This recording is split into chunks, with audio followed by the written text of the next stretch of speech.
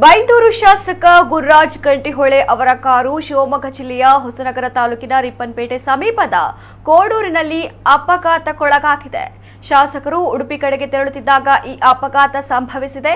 ಶಾಸಕರ ಕಾರು ಸೇರಿದಂತೆ 3 ಕಾರುಗಳು ಶುಕ್ರವಾರ ಸಂಜೆ ಕೋಡೂರು ಬಳಿ ಅಪಘಾತಕ್ಕೀಡಾಗಿವೆ.